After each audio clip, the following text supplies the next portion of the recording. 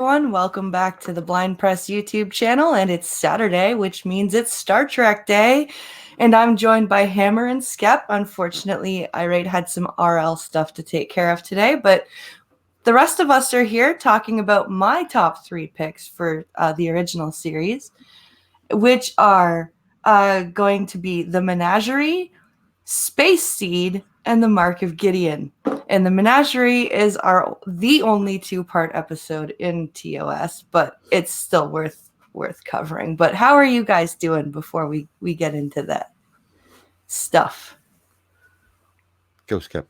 Oh, fat, dumb, and happy as usual. It's fun to revisit these old episodes, and it's fun to hear other people's opinions about episodes that they loved. Yeah, and that's why I like the favorites thing, because they're like, you guys have picked episodes that I'm like, oh wow, those are good episodes. That was exactly my reaction to these two, and as you and I had discussed, and I think I even mentioned this to Hammer at one point, that Menagerie certainly would have been on my top picks, but when I knew you were going to pick it, I left it off mine on purpose. Menagerie is probably one of the Star Trekiest Star Trek episodes ever. It is just, it's OG. I mean, it retcons the pilot. Yes, it does. Yes, it does. It retcons the pilot with Pike. Yeah, it absolutely does. So anyway, so we're gonna. I guess we can get into that. So which one you got to go with first? We're gonna go in chronological order, or numerical order, I should say. So we're gonna do Menagerie first. All right.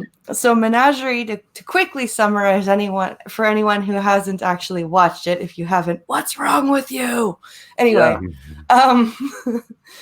Menagerie basically is about Spock finding out Captain Pike has been severely injured. By Delta rays. Yeah, it's like radiation. He's been severely irradiated in an accident.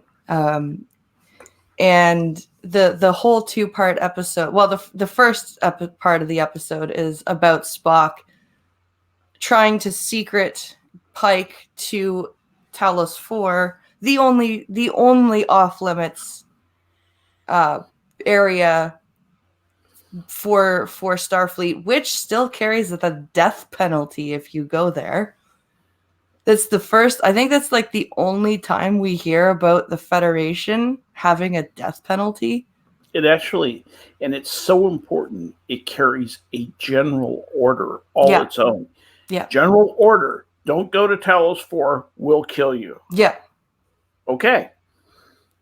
So Spock is willing to risk his life to basically kidnap Pike from the starbase and steal the Enterprise with all the crew on board. and basically short circuit the computer to make it impossible to stop it, because he puts it on autopilot, and then he basically short circuits the computer so that if anybody tries to disable autopilot, you just go kaboom. Well, no, it's going to kill the crew. Yeah. The life support is going to go away, which I thought was that was brutal. Yeah, it was.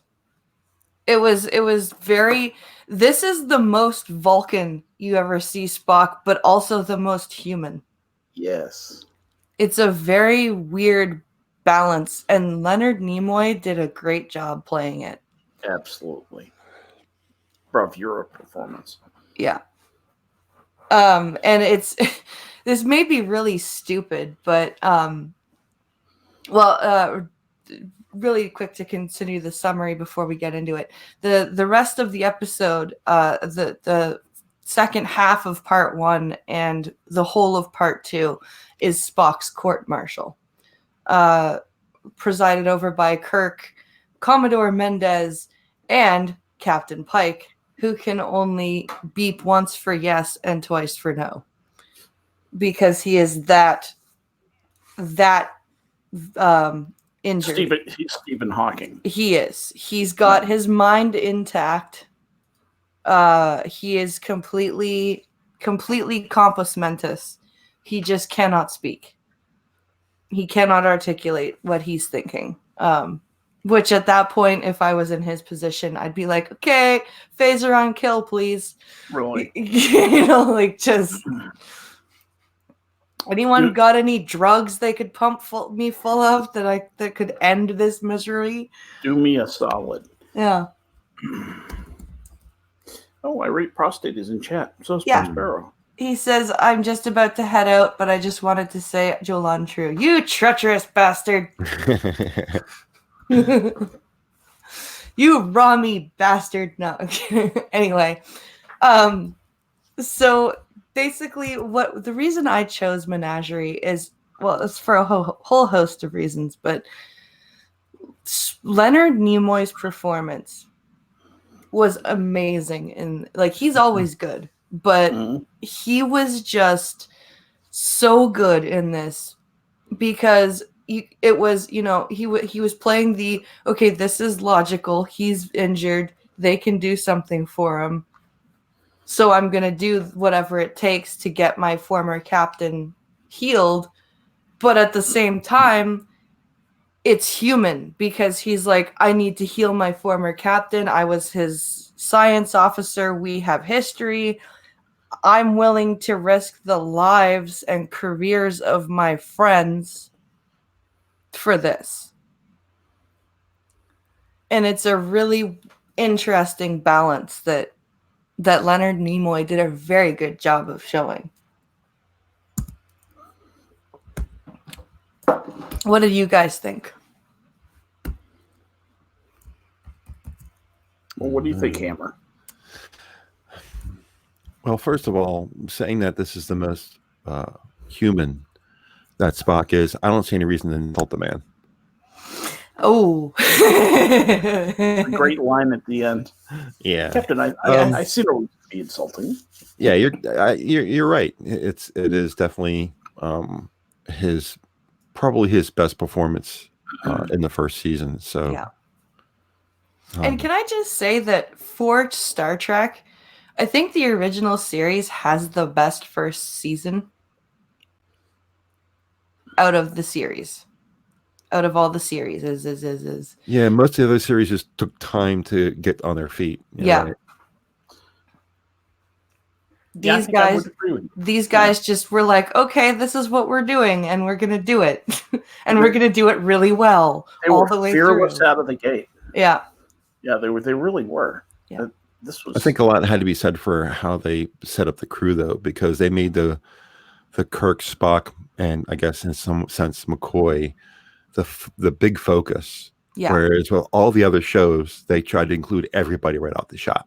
That's true. Yeah. So that might be a little bit of a reason why it couldn't quite get its footing to start off with. But that's that's probably a good point. Yeah, TNG sometimes had a focus problem. It did. In my opinion. Yeah. At times. They had a costume problem. And that original costume they were wearing, the pajamas. Yeah. The pajama costume. Yes. Oh, man, that was terrible. What are you? Who was doing the thinking? Oh, man. They wanted the crew to be comfy. That's all. Well, according to all of the interviews and stuff, those initial costumes were like the most uncomfortable. Oh, really? Throughout the series, yeah. As they moved to wool and a looser costume and all that kind of stuff, everybody was much more comfortable. But those spandex costumes, whatever they were, in the first year, there was a lot of complaints about that. Yeah. Anyway, we're getting off topic. So the other thing that I liked was Divorce Kelly's performance. Of course, he's always good. But this whole, especially the conflict when Spock's like, Doctor, you're the most senior officer. I'm presenting myself to you for arrest.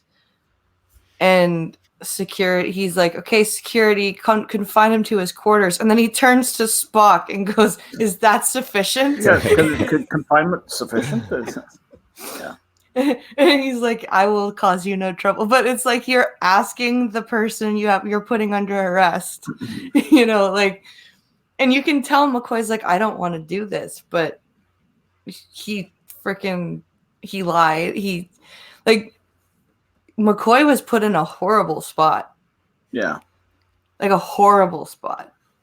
Yes. And, as a doctor, just, Spock's like, I need you to keep McCoy I need you to keep Pike comfortable and don't ask him any questions.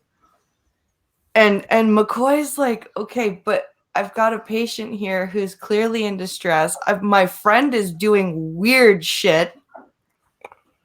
What is going on? And my captain is gone, and apparently he needs medical rest, which I never said he did. What's going on? Right? Like, it's poor McCoy. You feel so bad for McCoy in this episode. Well, at least I did. Yeah. He had a lot of no-win situations. Yeah. Where, he just sort of had to be swept along by events. Yeah. And sweep along he did. But there were so many interesting things about the relationship between Pike and the aliens. Mm. And I'm going to kind of jump to the end a little bit. Yeah. With Pike going back to the aliens, who he ostensibly hated. Yeah. Okay. Now they're going to be best friends because they're going to provide him with a reality where he is uninjured. So I guess that's kind of a weird payback. Is that what we're supposed to conclude from that? I had trouble with that too. And Kirk even brings that up to Spock, right? He goes, Yes. You're bringing him back here for what? Yes. For an illusion? For why? Like, and when he said that, and I said, yes, the viewer is wondering this. yeah. And were we going to get a resolution to that question? And the answer is no. Just shut up and eat your laundry. It's your dirty laundry. Fuck off. You're the viewer. This makes sense to us. We're the writers. Fuck you. Just buy it, okay? Yeah. Just buy it. It's totally fine. Yes, everything will be fine. He spends most of the second half in the memory going, I'm going to twist your head off. Exactly. But he'll totally want to come back and hang out with these guys and live in their virtual reality. Right. It's totally going to be a thing. And Maria Hagworthy, who is all busted up, but they're going to illusion her up into a beauty. Yeah. So okay. All right. I guess it could work. It worked well enough in 1968 or 69, whenever that came out. Yeah. I guess it's fine. I hope they're happy.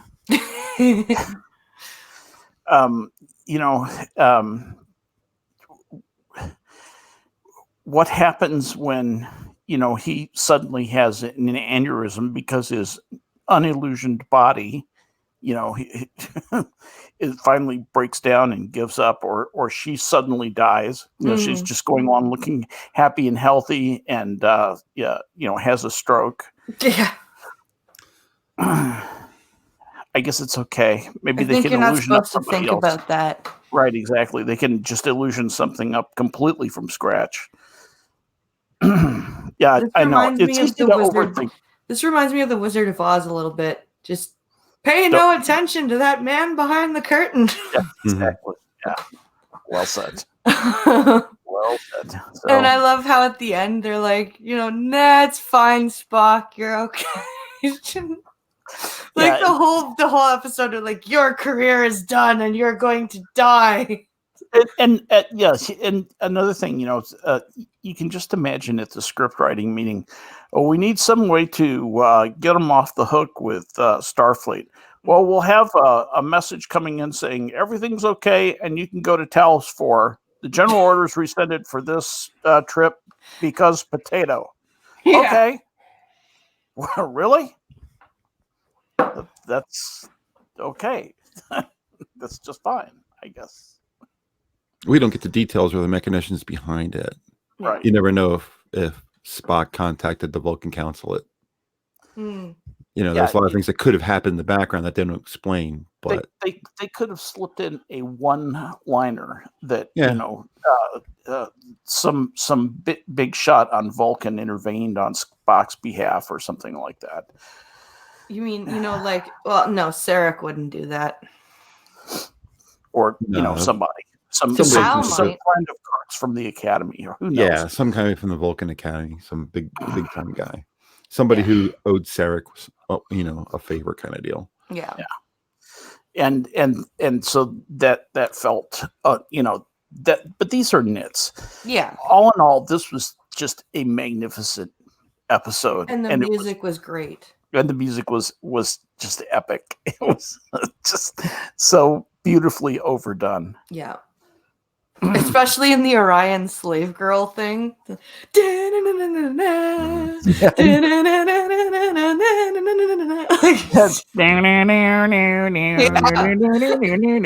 much like that.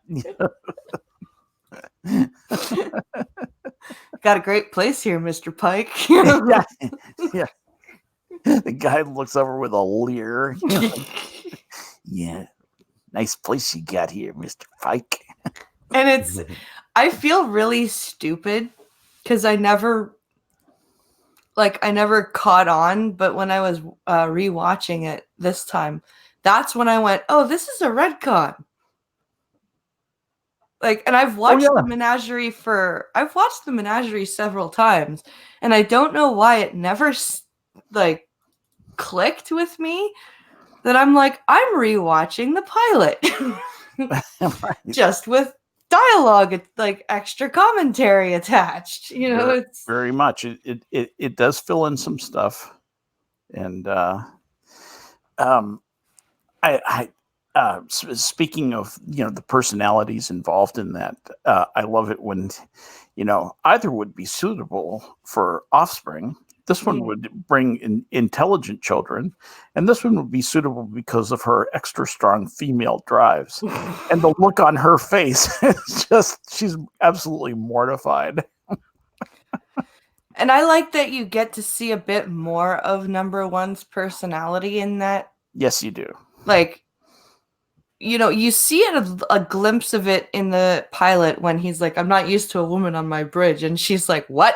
Yes. But you see it more in this, when when the Telosians are talking to her and she's like, you ready for some computational, she's got a comeback. Yeah. She's not she thinks on her feet. She's intelligent. And she's not intimidated at all. No. It was nice that they kept the concept of a number one and brought it into TNG. Yeah, I agree. You lose it after the pilot. You don't see it in the original series. It's just Spock, my first officer, but he's never called number one. And then Picard brings it back in TNG in Encounter Farpoint right away. Welcome to the Enterprise, Commander Rekka. You will be my number one. It was nice that they carried that over because I thought that was a very significant part of both the pilot and the Menagerie was that whole concept of a number one. Yeah. I agree. I always love that. That's something that they use in the Royal Navy. That's the term for the executive officer for the number one. Yeah, he's actually number two officer on the ship. Yeah, and but he's referred to as number one. And I always thought that was just the coolest thing. It's so much better than the American Navy, where the shortened term is XO. Mm-hmm. XO, really? Executive officer. XO, hugs and kisses.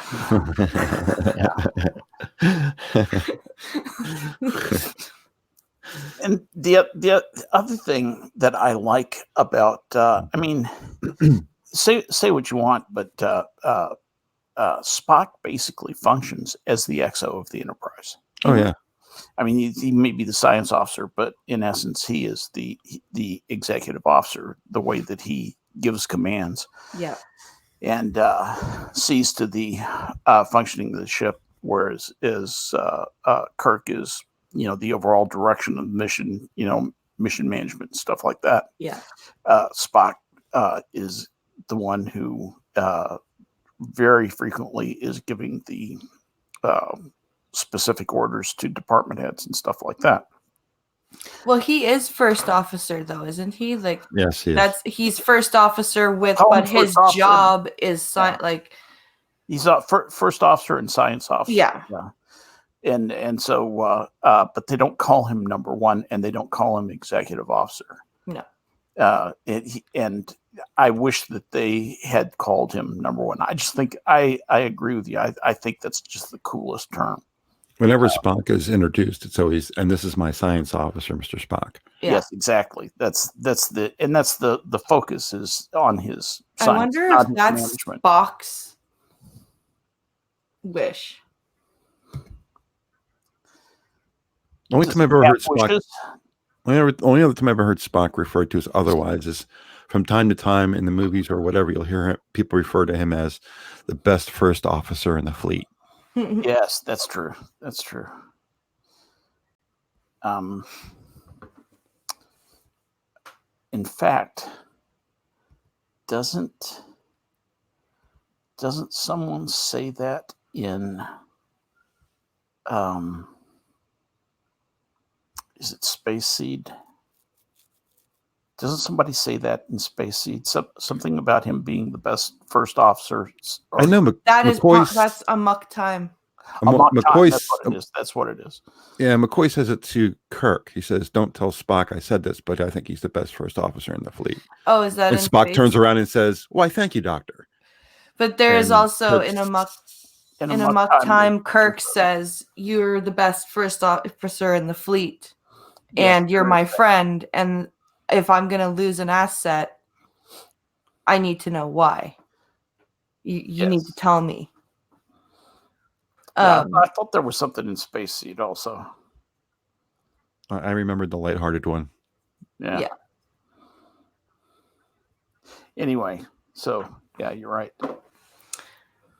So have we covered all of Menagerie? Is there anything else either of you wanted to mention?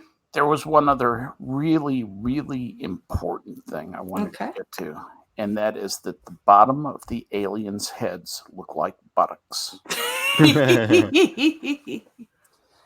And I was afraid that as someone who cannot see, you might have missed this important, this critical distinction. I just want to take a rectal thermometer and just shove it right up there, and it looks like a little baby's bottom. That's amusing. Well, I will make my typical toxic masculinity quote and say Vina was pretty hot. Oh yeah. Oh yeah. And, wait a minute. Yeah, there's another thing. Is that Pipeline Mixer stays all business, and she's like, "Hey, why don't we go get comfortable?" And he's like, "No, we got serious business to attend to." Serious business. When I was that age, serious business could wait until after the other serious business was getting comfortable. Exactly. Let's get to know each other. I'm hot in all these clothes. How about you? And there's nothing we can't discuss that isn't better discussed horizontally. Yeah. The actress who played Vina got deathly sick from that green paint too. Oh, really? Oh yeah. Really? Yeah, she got deathly ill. They had to change the formula because it caused her to get sick. Susan Oliver was the actress's name. Okay. Susan Oliver. Don't remember her from anything else. She actually ended up not long after that becoming a director. What did she direct anything notable? Well, I can give you a list of things that she did direct, and you can. This isn't Charlotte Gerke, is it? Yeah. Oh yeah, I remember her. That was her maiden name. Yeah. She changed her name to Susan Oliver when she got married. Yeah, I would change my name to anything other than Charlotte Gerke if I was her. Isn't that a type of pickle? Gerke? Well, the thing was, her mother was like a Hollywood astrologer, really, really well-known Hollywood astrologer. You can't make this shit up. I'm not kidding. That's the only reason I know anything about her. That's funny. She went to Swarthmore, and a friend of mine went to Swarthmore, and she was famous from being at Swarthmore also. Anyway. What IMDb says about her directing is by the late 1970s, with acting assignments becoming scarcer, Oliver turned to directing. She's one of the original 19 women admitted to the American Film Institute directing workshop for women, who, upon her early death, left a good chunk of funding for the. So when she died, most of her money went towards that workshop for women. Right. In 1977, she wrote it and directed Cowboy Son, a short film. And then with a Japanese director, did a bunch of American Western movies, and directed a couple of installations of MASH, the TV show. Oh, cool. And a bunch of episodes of Trapper John MD. So those are the ones I see here that are pretty, that are pretty notable. I have not watched any of Trapper John MD. Interesting. Yeah, so that's what she was. Huh. Brain twerker, says Prospero. Vina the brain twerker. So, what's next? Space Seed is next. Khan! That is one of my. I love this episode. Yes. Not just because it's the introduction of Khan. Although we do love it for that. Although we do love it for that. But it's another great Kirk versus something episode. And it's got a chance for Divorce Kelly to just frickin' shine. Like, even though he's got small parts in this episode, he makes them work like really well. But to quickly synopsize the episode, the Enterprise finds a very, very, very ancient, as their historian calls it, a sleeper ship. Basically from the 90s, talking, and it's full of, cryogenically frozen people. People Pops. People Pops. Yes, exactly. I like that. People Pops. The name of the ship is the Botany Bay. Yes. Botany Bay. Botany Bay. We need to get out of here. Yeah, exactly. Sorry, Checo. So we have I think it's 72 people on board that didn't die. Their pods didn't malfunction.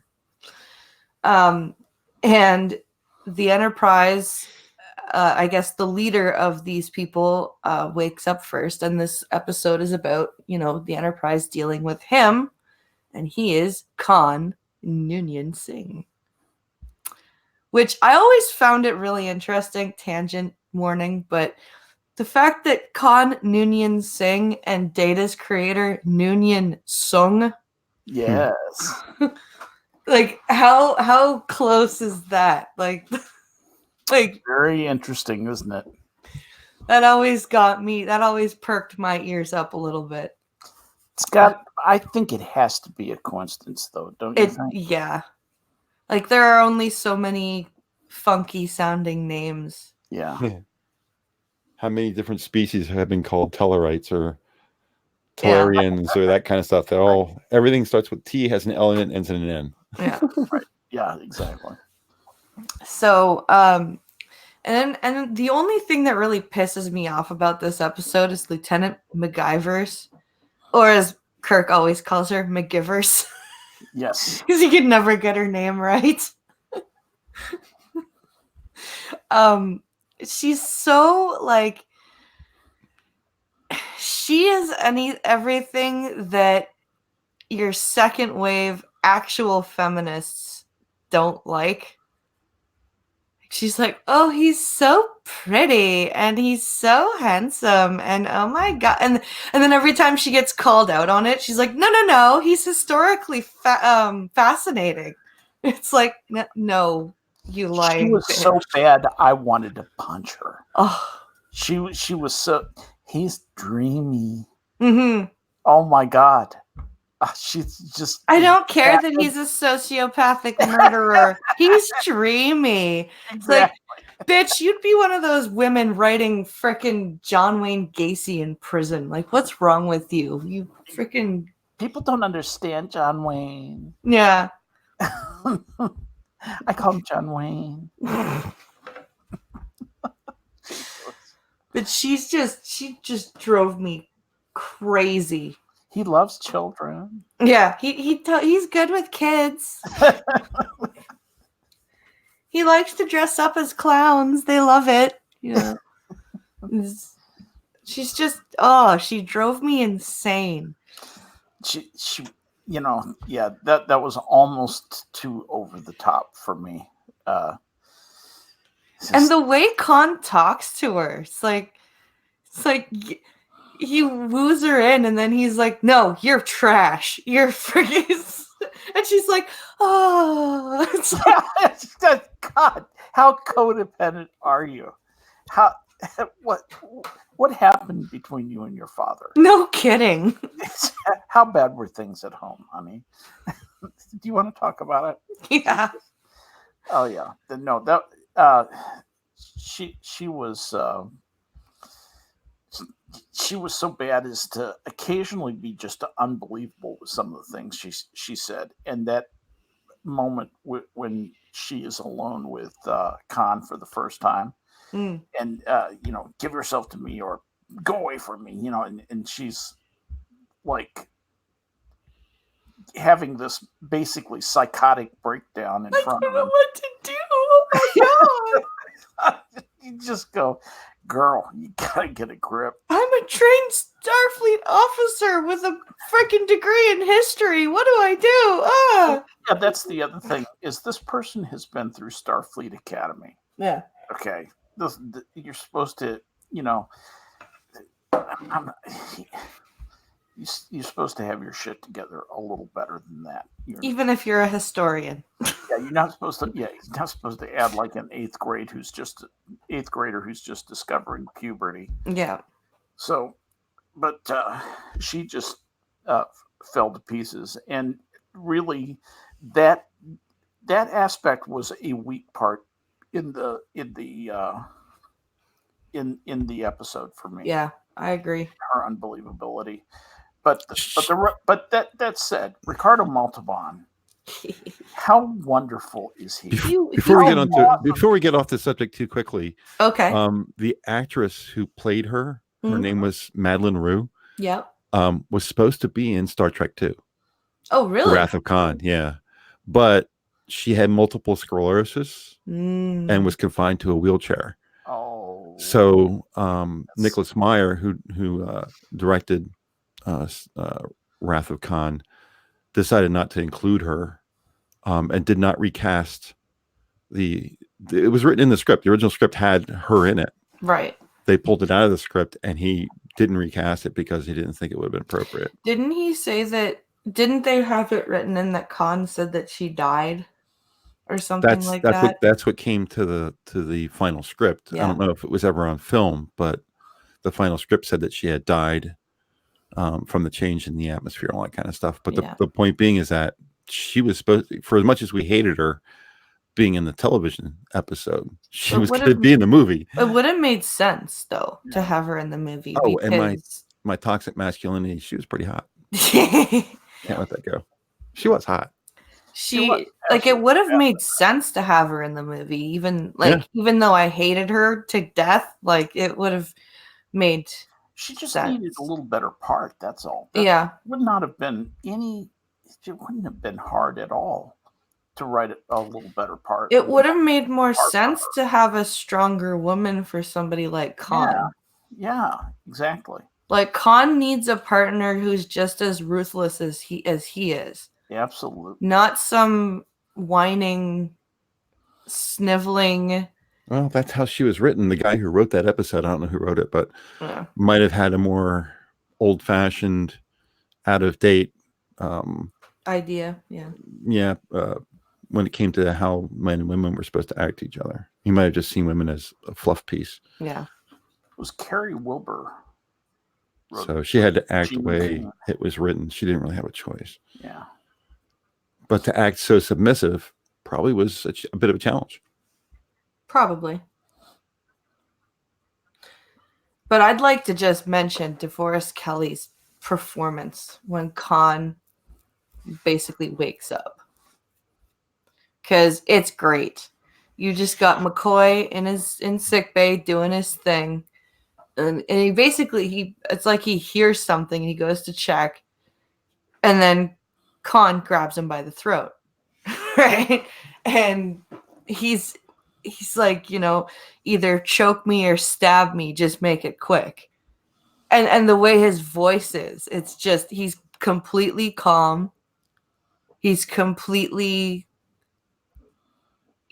like, and he goes so far as to tell Khan, he's like, for best effect, I suggest you cut the carotid artery just below the left ear. And he's just so like, just so deadpan, and it's like, God damn, dude. Most of DeForest Kelley's career was playing the bad guy. Yeah. So it wasn't too much of a stretch for him to play that real kind of guy. Mm-hmm. But we don't get to see it in the show very often. No, we So don't. It made an impact, Yeah, it really did.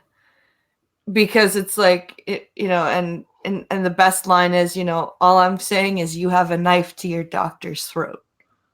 Like, he's and then they just start having a conversation. Like they're just, Khan gets him by the throat, he calls him out, and they're like, oh well, I guess we can speak like gentlemen to each other now. It's a man with many questions. Yeah, I am a man with many questions. Yeah. Ricardo Montalban was great. Oh, he was awesome. He was the whole reason that Star Trek 2 worked. If it wasn't for him, it never would have been anything. Yeah. Yes, absolutely. Absolutely. He hammed it up so beautifully in Star Trek 2. He did, yeah. That he made that movie. I agree with you. Buried alive. Buried alive. God. It was good writing too, that it really led the audience down the garden path. I know we're getting off in the movie a little bit, but you think that, even the audience thinks, man, the Enterprise is screwed. Yeah. Until Kirk says, no, not really. Spock, you there? Yeah, I'm here. What's going on? It's like, oh man, I thought it was going to be all terrible stuff, and here they are. Oh, it's only going to be a couple hours and we all fix. It's like, God damn it. Got me.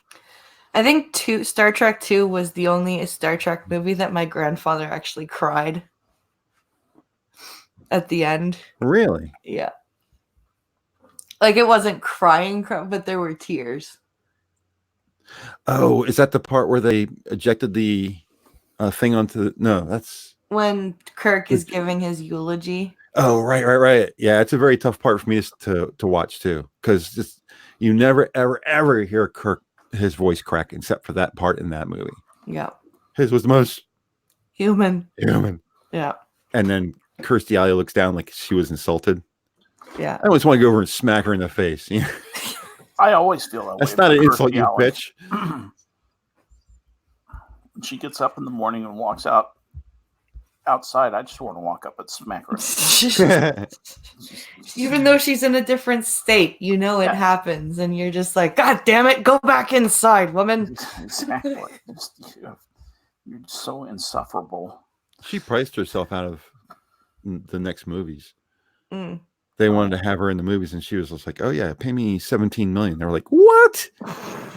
Yeah, that's why they had the other actress come in, who I thought was a better Vulcan anyway. But yes, exactly. They totally traded up. I'm getting us way off topic here. So shall we move on to Gideon? And she blimped out totally shortly after that too. So yeah. Ha ha ha ha. There's something I want to say about Gideon right at the top. Oh, okay. That actress was hot. Star Trek tends to pick hot actresses, apparently. You picked 3 episodes that all have hot blondes in them. It's like, wow. Oh, blondes. I don't like blondes. I really don't either. I actually think the um, um, the first blonde. What was her name? Vina. Yeah, she was the hottest of the three, but this was the second hottest. I like this one's voice the best. Yeah, she did have a good voice. Yeah, I agree. The other two were kind of breathy and high. This one had a bit more of a contralto to it, which I liked. Yeah. And so this episode, quickly summarize it, is about a mission to the planet Gideon. It's supposed to be like a diplomatic type of deal. And Kirk is supposed to beam down to the council chambers, and apparently it took them a whole bunch of convincing to even let an outsider onto the planet. And then, of course, we have a transporter malfunction, or what we think is a transporter malfunction. And Kirk is beamed elsewhere. And we spend, well, it goes between Kirk's elsewhere and the Enterprise. And we see Spock trying to be a diplomat, which is really funny. One of the reasons I chose this episode is Spock's attempt at diplomacy. And it's really amusing to me. But we find out through the course of this episode that the elsewhere Kirk has been beamed to is basically Enterprise in a jar. Is what I've called it. Enterprise in a jar. One of the things that I wish they had done was provide us a little bit of rationale of how they had the resources to create such a perfect duplicate of the Enterprise. Yeah. It's so crowded that people are literally squished together, but they had enough room to build a full-scale Enterprise. Precisely. And exactly where are they getting their food from if people are walking everywhere? I mean, they're obviously they don't have any fields of grain. No. Or cows, because there's no room for any of that. So you're taking the next thing I was going to say right out of my mouth, which was no. It's totally okay. But why wasn't there something, maybe a dark thing about, there's the beginnings of cannibalism going on here? Ooh. That would have been, maybe a little bit too much for, old prime Star time Trek back in the 60s. But that would have been a fun, dark place to take that. Deep Space Nine might have done that, pulled that off. Okay. Yeah, definitely. So, the best they could do to show the crowded people was to have people trudging around, just kind of like a crowded hallway in the background occasionally. That's how they showed how crowded it was. It was not. Well, and she, the woman kept saying, imagine never being alone. Imagine, like people would kill to be alone on my planet. Right. And so we discover that Kirk has been beamed into this Enterprise, and he's stuck with this woman who at first pretends she has no idea what Gideon is, which is weird. Yes. It's like, are you from Gideon? What's Gideon? Yeah.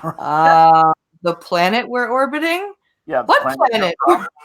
It's like, what's orbit? It's like, oh my God, Jesus Christ, lady. Like, I didn't get that whole playing dumb thing.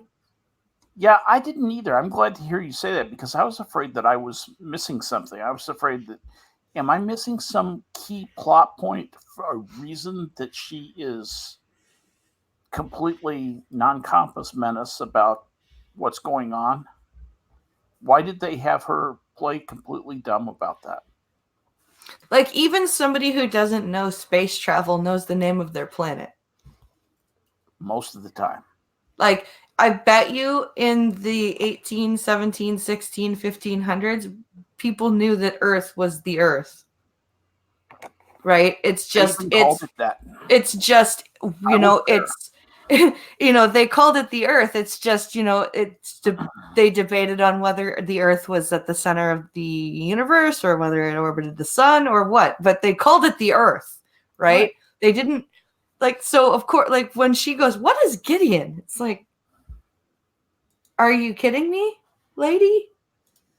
What do you mean, what's Gideon? So that was a little weird to me.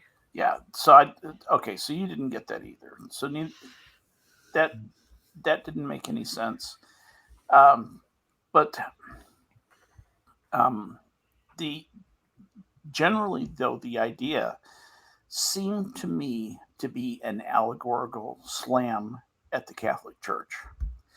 Think about what was happening at the time, and you kind of had to be alive at the time to understand. The Vatican II Council had happened about 4 or 5 years before. Mm-hmm. And Vatican II had come out, and they had come out against birth control. Okay. Catholics were not allowed to use the pill. And a lot of Catholics just said, "Fuck you, Pope, I'm using the pill." That caused a huge schism in the Catholic Church, caused a huge number of Catholics to basically disobey their church. Yeah. And the other thing was that the Catholic Church outlawed a lot of other forms of birth control. Basically, had said that the only acceptable form of birth control was what they called the rhythm method, or what they called natural birth control. So abstinence. Yes, abstinence. You don't want babies, don't have sex. Yeah, abstinence, or basically sex. At times when it's absolutely impossible that you've got a fertile egg. Oh, and joy. Yeah. So sounds clean and happy. Yeah.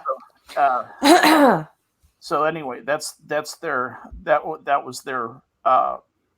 So people were hating on the Catholic Church like you can't believe, and there was a lot of stuff coming out at the time taking slams at the Catholic Church.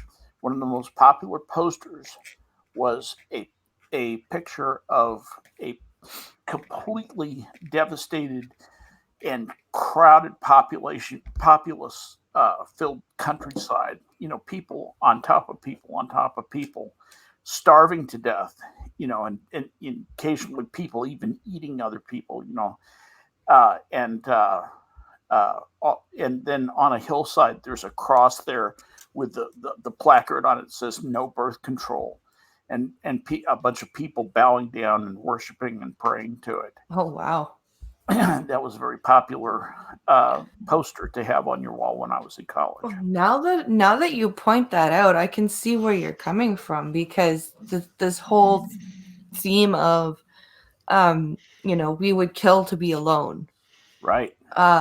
Nobody knows what being alone is. And Kirk is like, where I come from, being alone is something that, is either a nice thing or it's a feared thing, right? Like you can either, oh, this is nice to be alone, or, oh, I don't want to be alone. I don't like this quietness. I don't like this, like he even says that, it's where I come from, people want to be alone. People, it's a thing.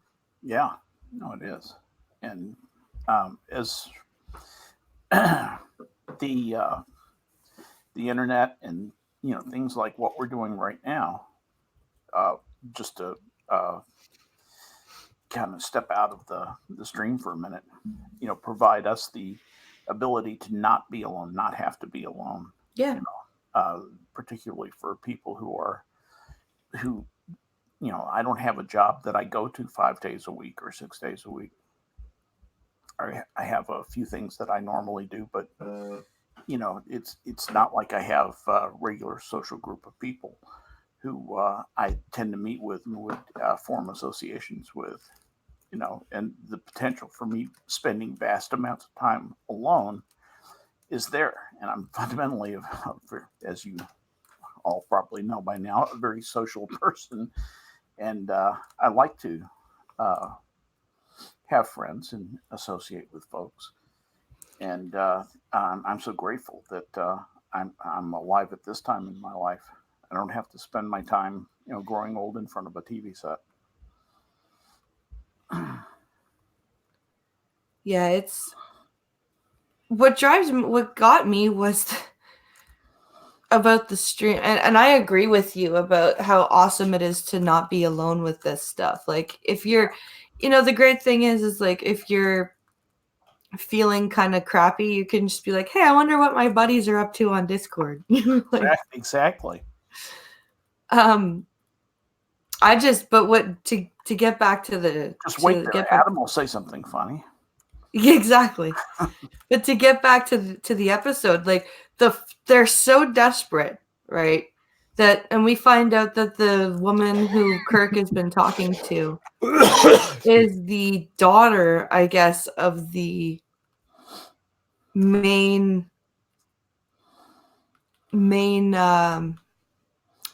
governing councilman, I guess, or the diplomat of Gideon. And what the reason they wanted Kirk was because of the meningitis, the form of meningitis that he had, which almost killed him. And they apparently wanted him to give it to this girl so that she would die. Right. And they could give it to some of their population. And Kirk's thing was like, well, why does she have to die? She's been exposed. It's in her blood. Now you can just, like, you don't have to kill her to expose everyone else to the thing. And at first the guy was like, no, she has to die. She wants to die. It's like, yeah, it's a symbol. It was so weird. Holy thank you to moderator Marcy, by the way, guys. I don't mean to derail the stream, but okay. Moderator Marcy just sent in $100 through Streamlabs. Oh wow. Great for moderator Marcy. And says, hi, Blind Press. I hope the GoFundMe goes well. Enjoy your content. Thank you so much, Moderator Marcy. You are fucking amazing. Everyone, all hail Marcy in the chat. That's just holy shit. Thank you so much. Moderator Marcy, you rule. Dude. That's incredible. Hearts for moderator Marcy, guys. Thank you so much. You're amazing. Wow. So I'm just, the reason I chose Gideon was because it was, I think, an allegory. Like you say, for you, what you said, Skep, about the Catholic Church, that makes a lot of sense. But it's still, like, even without the Catholic Church, like, if you look at the population and how we are, we're getting up there, right? We're at what 8 billion people now. Yeah. And there are, the earth is plentiful, but there are limits, right? And I think this kind of makes us think about those limits. Don't go asking me to die. I'm not ready to die yet. Yeah. Well, don't worry. You're well past that age of, what was it in TNG? 60? Yes. That exactly. One planet. All right, yeah. You're 60. I don't care if you still have shit to do. You're going in the box. Like 60 and you're done. Yep. 60 and you're done. So, yeah, that's... do either of you have anything else to say about Gideon? It's a very basic, very simple episode. So yeah. That was my big thing, was that I just thought it was a slam on the Catholic Church, given the time that it came out. Yeah, it's I think it was a simple episode, but it was well executed, and it had a good, it had a good theme that made you think, which is why I chose it. It was actually, I was having trouble choosing my third, and I had just watched Let That Be Your Last Battlefield for Hammer's picks. Mm-hmm. And I was doing something else, so Netflix just kind of played the next episode afterwards, and it was the Mark of Gideon, and I was just listening to it, and I'm like, this is actually a really good episode. I really like it, and I'm like, you know what, this is going to be my third one, because it like you said, it's a simple episode, but it's well done. It makes you think, and I like it for that. So are we going to do a thing on worst episodes? I thought we would do that after we did our faves, because we're going to do all the series for faves, and then I would think that then I thought maybe we could pick ones that we hated.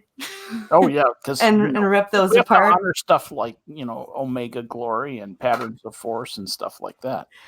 So if we're all going to agree on the worst ones, though, because we're all going to pick Spock's brain. And Spock's brain. We're all going to pick Turnabout Intruder. I mean, we may not. Patterns of Force. Some of us may pick episodes that the other ones go, what? No, we'll all pick the same ones. I bet they're pretty, Paradise Syndrome stuff. I don't know. I don't know when we get into the other series, though. For if we pick episodes we want to rip apart, some of us may disagree on. Yeah. But we're gonna move on to TNG for top 3 faves. Who wants to go first for that? Not me. Not you. Not me. I volunteered. You guys are the experts, so I gotta. Irate's not here to. Irate's not here to go to say he'll go first. So let's make him do it. So let's DM. The answer is don't miss meetings. Let's put him DM back though, because he's going to do his TOS and immediately have to do TNG. Right? He did TOS first. He was the first one to do TOS. Okay. Oh, he's already done his? Yeah. Okay. It was him, then you, then Skep, then me. So make him do it again. Make him start it again. Let's make him start it again. We'll DM him and go, guess what, dude? We're conspiring live. He loves that. He loves that. He'll be fine. Oh, he will. I'll make sure he gets the word. All right, so it'll be Irate's turn. We've decided. Don't miss meetings. It'll be his turn for his top 3 picks for TNG, and we'll all tell him. Don't worry. I love Irate.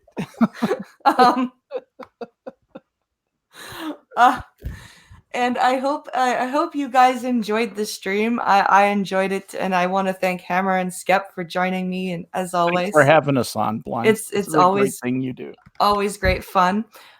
Minions tonight, I believe Reject is hosting. Saturday. So someone's hosting. So if you guys go over there and check that out at 11:30 Eastern, 10:30 Central, that's tonight. And of course, Blind and the Special is tomorrow at 10 p.m. Eastern. So I hope everyone has a great Saturday. Thank you to Skep and Hammer. Thank you to chat. Thank you again to moderator Marcy. You rock. You rock, Marcy. Seriously. And on that note, everyone, I hope everyone has a great day, and we'll catch you later. Bye everybody.